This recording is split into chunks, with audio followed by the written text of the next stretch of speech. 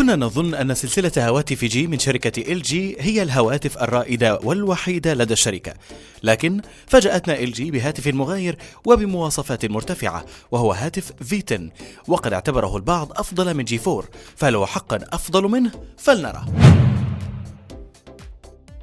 عند نظرنا إلى LG V10 لاحظنا أن تصميمه مختلف عن LG G4، فالهاتف ليس منحنيا كما في G4، كما أن إطار الهاتف مصنوع من الفولاذ المقاوم للصدى وليس البلاستيك، ويتميز هذا الإطار بانحناء بسيط عند جوانبه، وهي لمسة جمالية موفقة من LG. الغطاء الخلفي للهاتف مصنوع من البلاستيك وليس الجلد، ولكن هذا البلاستيك من نوع دورا جارد، وهو بلاستيك قوي مصمم لتحمل الصدمات، ويحتوي الغطاء على بروزات جميلة تجعله ذا ملمس مطاطي، وهذا يساعد على إمساك الهاتف وعدم انزلاقه بسهولة من اليد، وهو بالفعل قوي ولا ينزلق بسهولة من اليد. بالنسبة لأبعاد الهاتف فهو يأتي بطول 15.69 سنتيمتر وبعرض 7.93 سنتيمتر، وهذا يعني أن الهاتف كبير الحجم ويصعب استخدامه بيد واحدة. سمك V10 8.6 ملم، وهو يعتبر سمكا متوسطا مقارنة مع الهواتف الأخرى. وزن الهاتف 192 جرام، وهذا يجعله ثقيلا نسبيا خصوصا عند حمله لفترة طويلة. عند النظر إلى الهاتف من الأمام ستلاحظون وجود شاشة صغيرة أو ثانوية فوق الشاشة الرئيسية للهاتف، وهي على يمين الكاميرتين الأماميتين. نعم، يمتلك V10 كاميرتان أماميتان أيضا وليس شاشتين فقط، وسنتطرق لكل منهما لاحقا. أعلى الشاشتين توجد سماعة المكالمات وبجانبها مستشعر القرب، أما أسفل الشاشتين يوجد شعار LG فقط. لم تضع LG أي أزرار أو منافذ على جوانب الهاتف، وهذا الأمر ساعد على تجنب ضغط زر الطاقة أو زري خفض الصوت بالخطأ. أعلى الهاتف يوجد ميكروفون للتسجيل وأشعة تحت الحمراء IR للتحكم بالأجهزة المنزلية. في أسفل الهاتف يوجد منفذ USB من نوع 2.0 في المنتصف، على يمينه ميكروفون المكالمات والسماعة الخارجية، والتي يمكن تغطيتها بسهولة عند حمل الهاتف عرضيا، سواء كان ذلك عند اللعب أو مشاهدة الفيديو. على يسار USB يوجد منفذ لسماعات الأذن. خلف الهاتف ستجدون الكاميرا، على يمينها ليزر للتركيز التلقائي، وعلى يسارها فلاش LED مزدوج. أسفل الكاميرا ستجدون زري رفع وخفض الصوت، بينهما زر الطاقة والذي يمتلك أسفله مستشعرا للبصمة لفتح قفل الشاشة، وحسب تجربتنا فهو يعمل بشكل جيد، ولكنه يحتاج أن تضغط زر الطاقة قبل أن يعمل، وذلك على عكس أجهزة هواوي التي تعمل بمجرد لمس الإصبع للمستشعر. على عكس معظم الهواتف الرائدة فإن الغطاء الخلفي للV10 يمكن إزالته بسهولة، مما يساعد على الوصول إلى البطارية القابلة للإزالة ومنفذ شريحة الاتصال، بالإضافة لمنفذ الذاكرة الخارجية. يتوفر الهاتف بعدة ألوان، وهي الأسود والأبيض والأزرق الغامق والفاتح، وبلون مميز وهو البني المذهب أو ما يسمى البيج. تصميم LG V10 جميل ومميز، وقد أعجبنا أكثر من G4، لكن أبعاد الهاتف الكبيرة لا تعد مناسبة لبعض الأشخاص. تميز LG V10 بامتلاك الشاشتين، الأولى بحجم 5.7 إنش وهي الرئيسية بالطبع، أما الشاشة الثانية فهي بحجم 2.1 إنش، وكلاهما من نوع IPS LCD مع تقنية كوانتم، والتي تزيد من مستوى الألوان والإضاءة في الشاشة. دقة الشاشة الرئيسية كواد HD أي 1440 في 2560 بكسل، أما الثانية فهي بدقة 1040 في 160 بكسل، وكلاهما يمتلكان كثافة بكسلات 515 بكسل لكل إنش، ما يجعل كلا الشاشتين حادتين وواضحتين. كلا الشاشتين محميتان بطبقة حماية من نوع غوريلا جلاس 4، وتستغل الشاشة الرئيسية 70.8% من مساحة الواجهة الأمامية، وهو استغلال جيد بالطبع.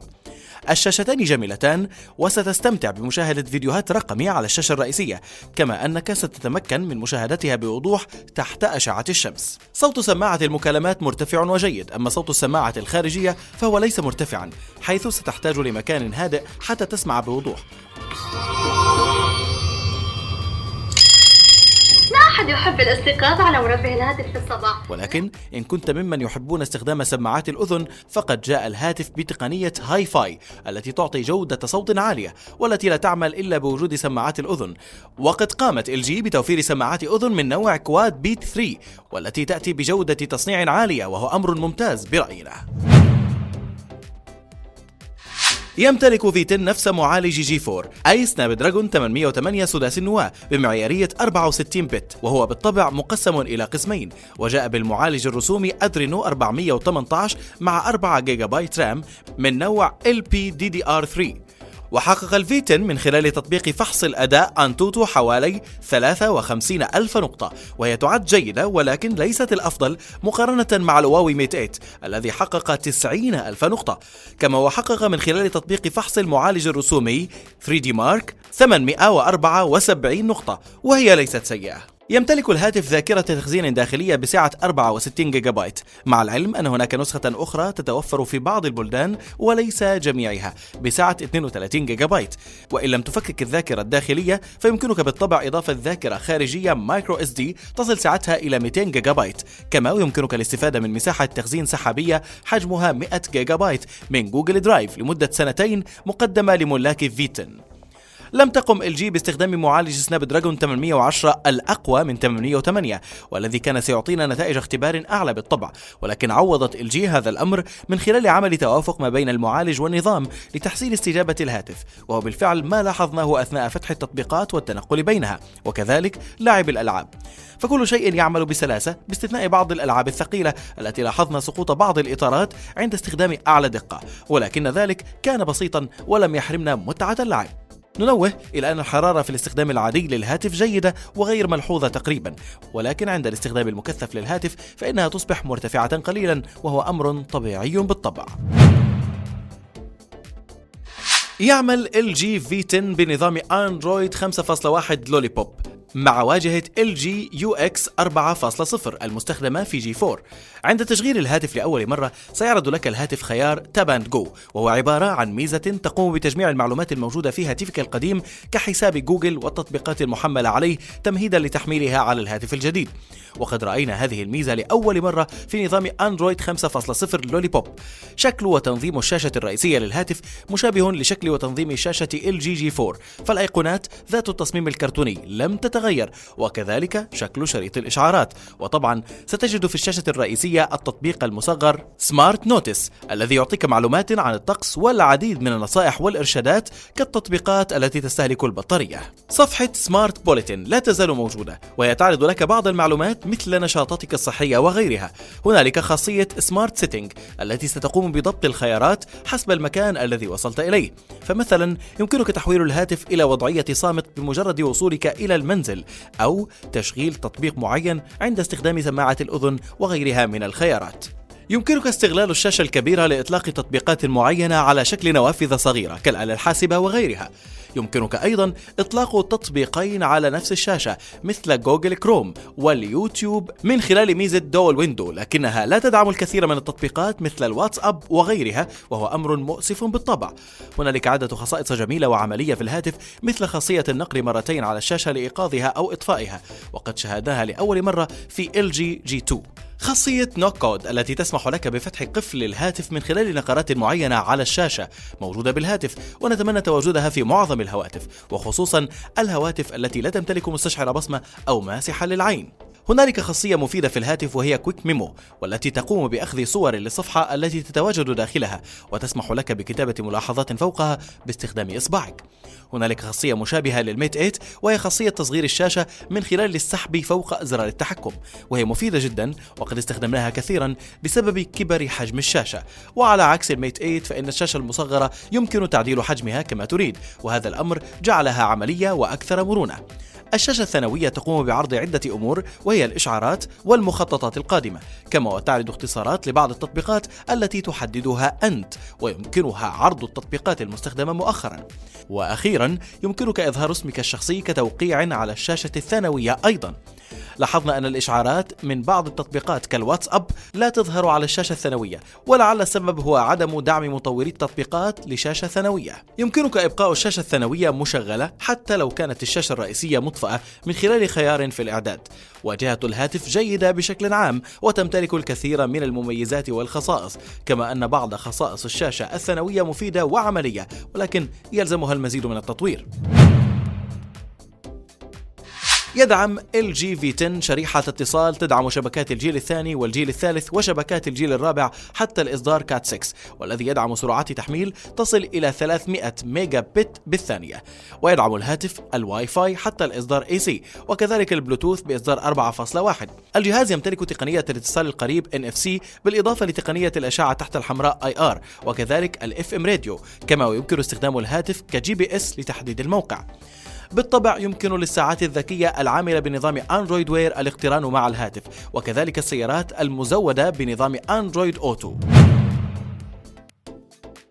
يمتلك الهاتف كاميرا خلفية مشابهة للجي 4، أي أنها بدقة 16 ميجا بكسل وبفتحة عدسة واسعة f1.8، بالإضافة لمثبت بصري OIS مع فلاش مزدوج وليزر لتركيز التلقائي. بداية يمكنك إطلاق تطبيق الكاميرا من خلال زر خفض الصوت، وكذلك أخذ الصور أيضا. واجهة تطبيق الكاميرا مشابهة للجي 4، وستلاحظون أن بعض خيارات الكاميرا موجودة ضمن الشاشة الثانوية، وهو استغلال جيد لها بالطبع. خصائص ووضعيات الكاميرا عديدة، منها ال HDR والبانوراما ووضعية الثبات ستيدي التي تجمع ما بين المثبت الرقمي DIS والمثبت البصري OIS للحصول على صور أكثر ثباتا. وبالطبع هنالك الوضع اليدوي للصور الذي شاهدناه لأول مرة في الجي 4، ويمكنك هذا الوضع من تعديل التحكم اليدوي باللون الأبيض والتركيز والآيزو وفتحة العدسة، وهو أمر ممتاز. يمكن استخدام الكاميرا لتسجيل فيديوهات بدقة 4K بسرعة 30 إطار في الثانية، وكذلك تصوير فيديوهات سريعة الحركة تايم لابس وبطيئة الحركة سلو موشن بدقة HD وبسرعة 120 إطار في الثانية. الشيء الجديد في الفي 10 هو الوضع اليدوي للفيديو، والذي يمكنك من التحكم اليدوي باتجاه الصوت الذي تريده في الفيديو، ويمكنك أيضا التحكم بالآيزو وغيره من الأمور التي ذكرناها في الوضع اليدوي للصور. استمتعنا بأخذ الصور والفيديوهات باستخدام الكاميرا الخلفية للفي 10، فهي واضحة وجميلة، كما أن الوضع اليدوي يساعد في التقاط صور وفيديوهات احترافية.